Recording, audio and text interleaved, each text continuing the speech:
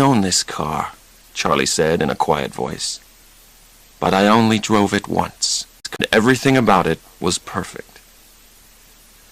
I've always known this car, Charlie said in a quiet voice. But I only drove it once. Near the garage was a flower garden with some wonderful roses. Someone must water those roses, said Susanna, who loved flowers. They're all dying.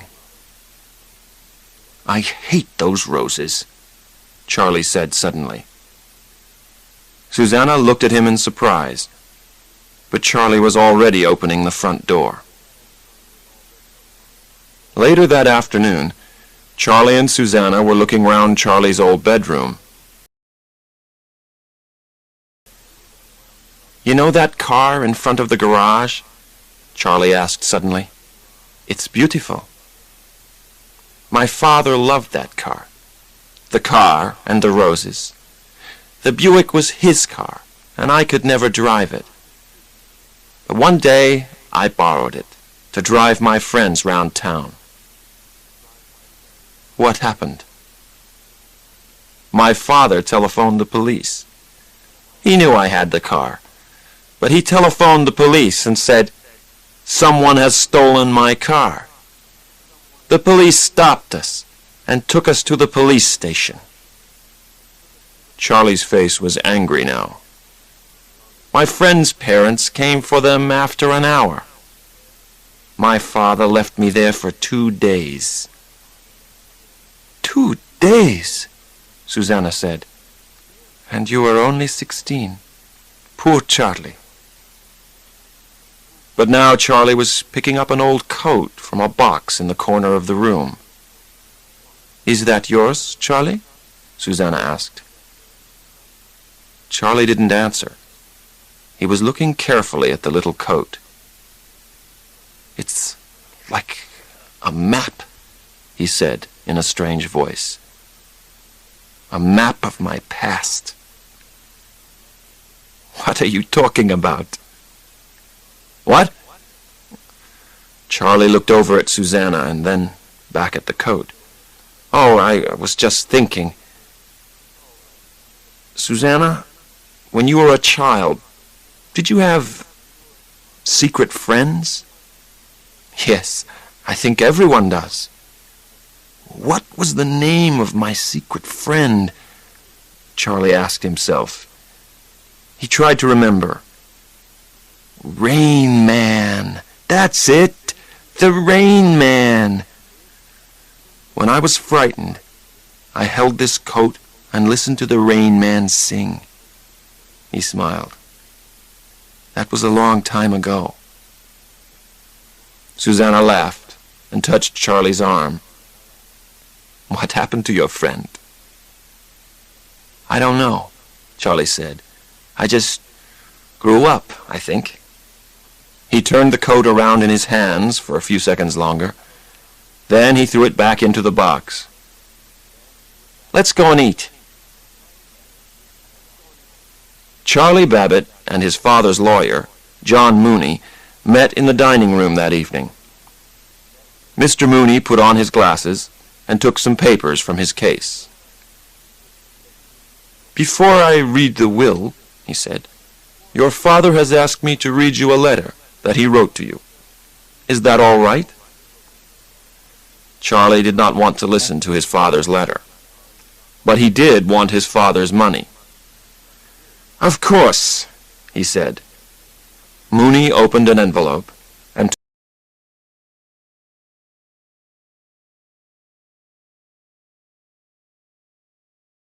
envelope,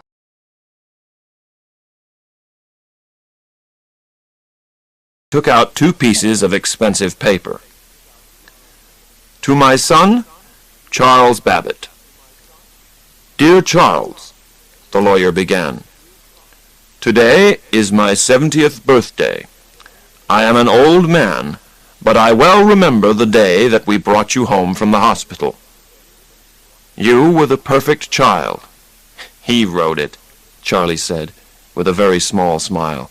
I hear his voice. And I remember, too, Mooney continued reading, "the day you left home. You were so angry, and you had all these big ideas." The lawyer stopped reading.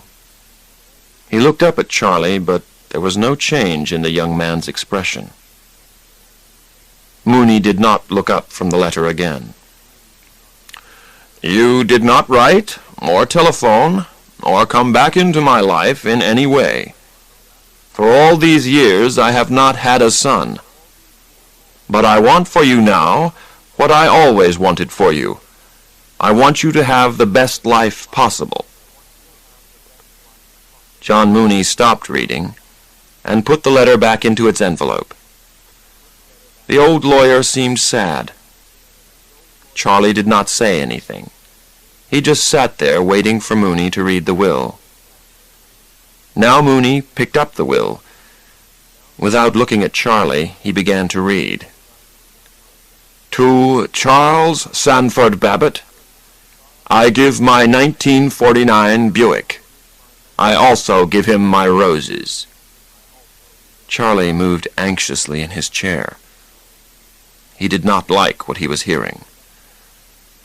"I am leaving my home and all my money to someone who is very important to me. Because this person cannot use the money, a friend will look after the money for him."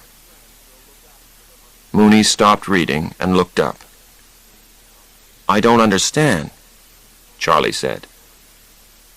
"Your father's money, around $3 million, will go to someone who cannot use it," Mooney explained. "Another person will look after the money." So Charlie Babbitt was not getting his father's house or his father's money. "What's the name of the person who is going to get the money?" he asked.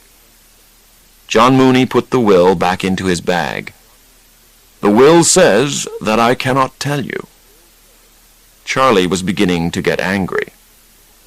"Who is this person who's going to look after the money? You?" "No, it isn't me," Mooney said. The old lawyer stood up and picked up his hat.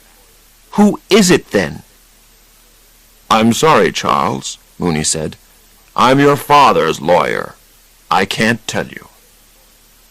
He walked towards the door and then turned to face Charlie. "I'm sorry, son. I can see that you're upset, but—" "Upset?" Charlie jumped out of his chair. "I get an old car and some roses? Wonderful! And this man without a name, Charles, this secret person gets $3 million? Charles Sanford Babbitt. You want to be his son for 5 minutes?" Charlie shouted.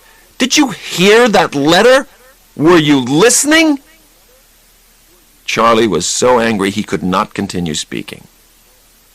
"Yes, sir, I was," John Mooney replied, looking at Charlie straight in the eye. "Were you?" Chapter 3. Charlie wanted that $3 million. It was his money.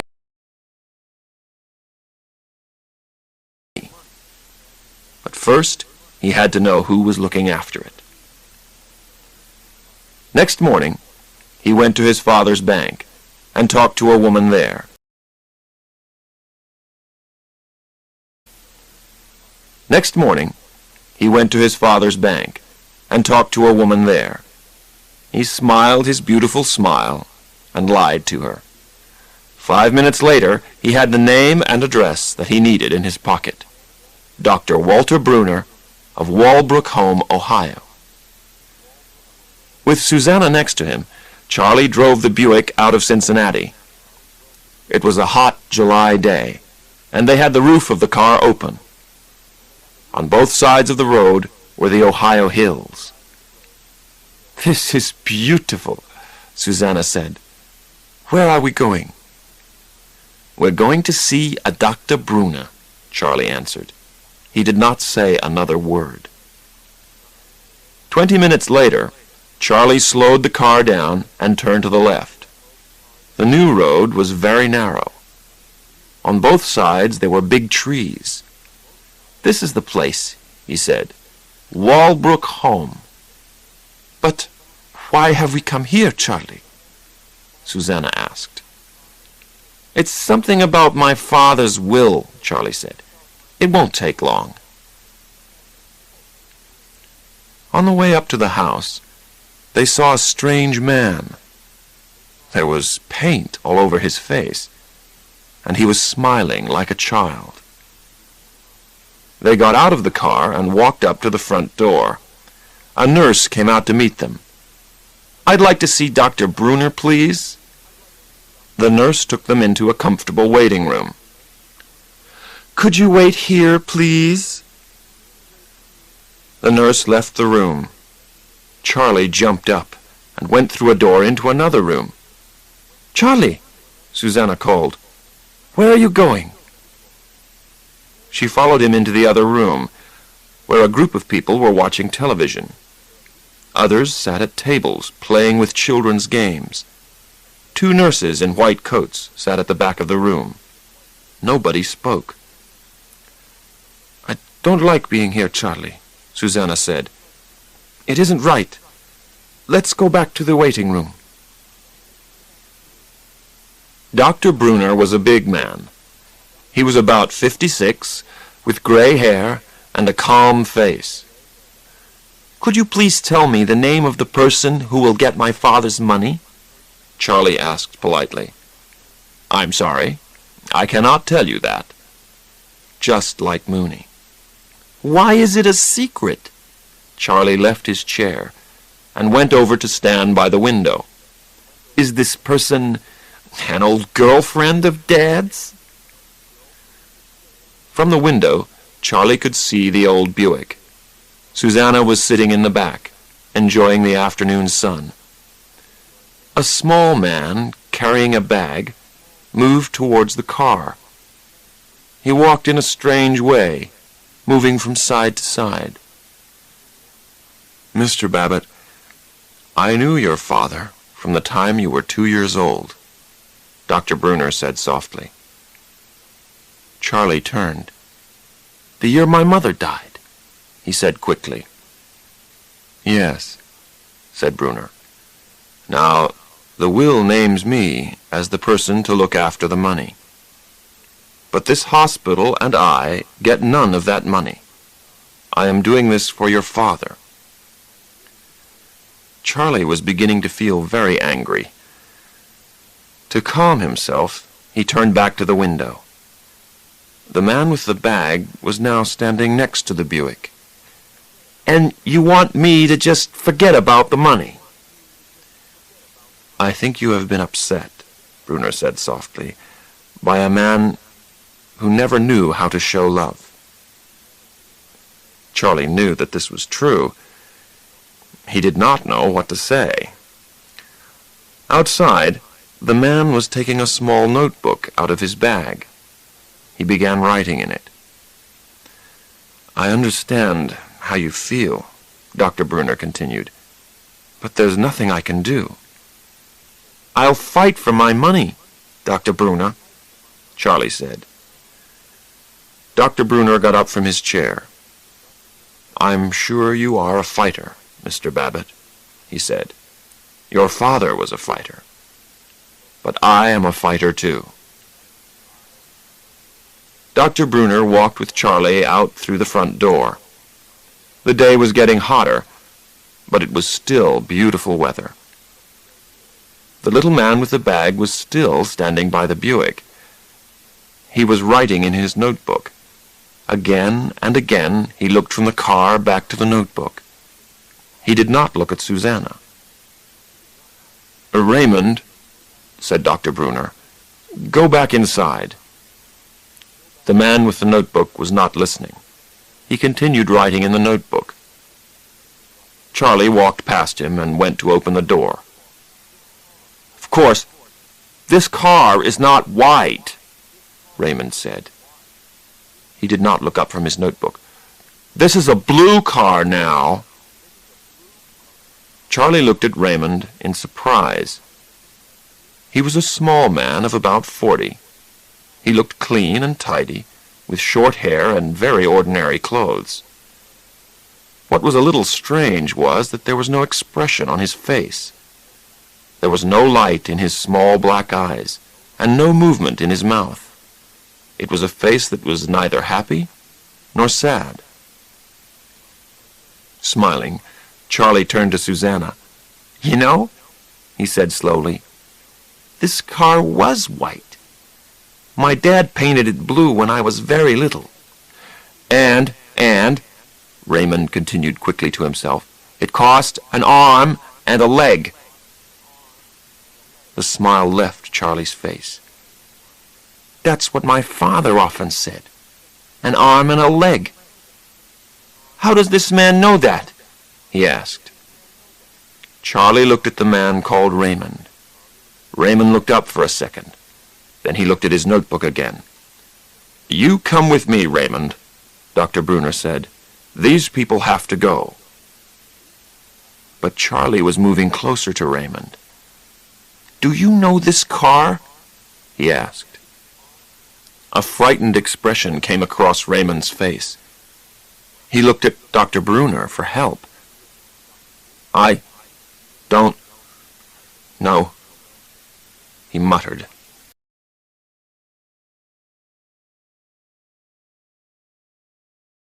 Mutter. "Yes, you do know this car," Charlie said angrily. "Why do you know?" "That's enough, Mr. Babbitt," Dr. Brunner said. "You're upsetting him. You're—" "Charlie, please," Susanna said. Now Raymond looked from Susanna to Dr. Brunner. He began writing in his notebook and muttering to himself, "Babbitt, Charlie Babbitt, Charlie Babbitt, 1961, Beechcrest Avenue." Charlie was astonished. "How do you know that address?" he asked. Dr. Brunner spoke quietly. "Because he's your brother," he said. "But I don't have a brother," the astonished Charlie said. "I never had a brother." Chapter 4. Charlie and Dr. Brunner walked through the flower garden and talked together. Susanna sat with Raymond, who was still writing in his notebook. "What can I tell you?" the doctor asked. "Where to begin?"